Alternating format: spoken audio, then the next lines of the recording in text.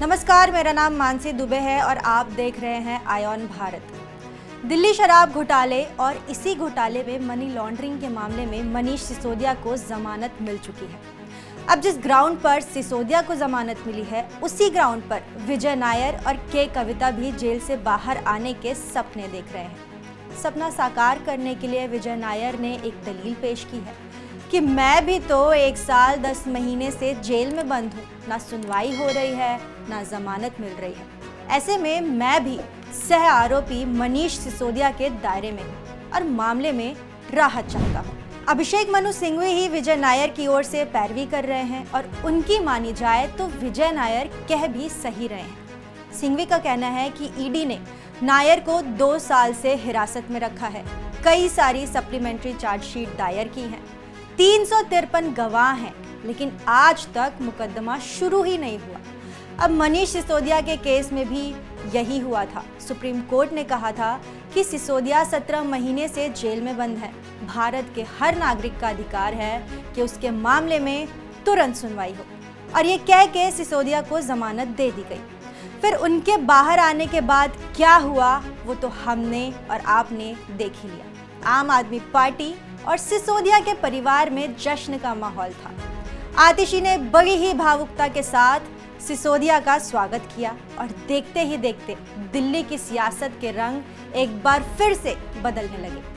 आप सबको पता ही होगा कि शराब घोटाले को अंजाम देने के लिए दिल्ली के सीएम अरविंद केजरीवाल समेत कई लोग शामिल थे। अब जब आपके 2 बड़े नेता संजय सिंह और मनीष सिसोदिया जेल के बाहर आ चुके हैं, तो जेल में बंद केजरीवाल, के कविता और विजय नायर भी उस नागिन की तरह जेल से बाहर आने के लिए तड़प रहे हैं जो बीन की धुन पर नाचने के लिए तड़पती है। खैर, विजय नायर की दलीलों को मद्देनजर रखते हुए सुप्रीम कोर्ट ने ईडी से जमानत याचिका पर जवाब तलब किया है और ईडी को इसका जवाब देने के लिए 1 हफ्ते का वक्त मिला है। जस्टिस ऋषिकेश रॉय और जस्टिस एसवीएन भट्टी की बेंच ने कहा कि सीबीआई ने उन्हें 13 नवंबर 2023 को गिरफ्तार किया था। बिना ट्रायल के वो लगातार 2 साल से ईडी की हिरासत में है। ऐसे में केंद्रीय एजेंसी इसके लिए नोटिस जारी करे। नायर पहले भी अपनी आज़ादी के लिए गुहार लगा चुके हैं। निचली अदालत से उनकी डिफॉल्ट बेल याचिका खारिज हो गई थी।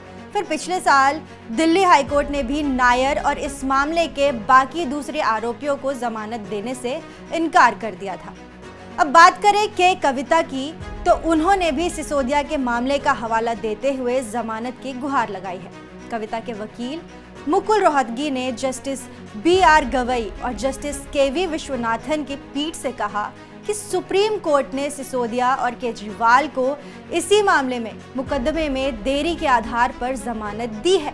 के कविता की हिरासत को भी 5 महीने का वक्त हो गया और अब तक उनके खिलाफ मुकदमा शुरू भी नहीं हुआ, इसीलिए उन्हें भी राहत दे दी जानी चाहिए।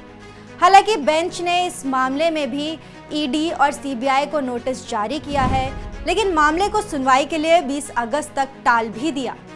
के कविता को 15 मार्च को ईडी ने और 11 अप्रैल को सीबीआई ने गिरफ्तार किया था। के कविता पर आरोप था कि साउथ ग्रुप की वो अहम सदस्य थी और दिल्ली में आबकारी नीति बदलने के बदले में आपको रिश्वत दी थी। अब 20 अगस्त तक ही के कविता के मामले की पूरी तस्वीर साफ होगी। वैसे अगर 20 अगस्त की बात कर ही रहे हैं तो अरविंद केजरीवाल की भी बात कर लेनी चाहिए। आखिरकार जेल से बाहर तो वो भी आना चाहते हैं। सिसोदिया की जमानत के बाद उन्होंने भी तो सुप्रीम कोर्ट से अपनी रिहाई की अर्जी लगाई थी। सुप्रीम कोर्ट उनके भविष्य का फैसला भी 20 अगस्त को ही देगा, लेकिन तब तक आप हमें कमेंट बॉक्स में बता सकते हैं कि सिसोदिया की जमानत का ग्राउंड देखते हुए आपको क्या लगता है कि इन तीनों को भी आज़ादी मिलेगी या नहीं। तब तक आप देखते रहिए आयोन भारत।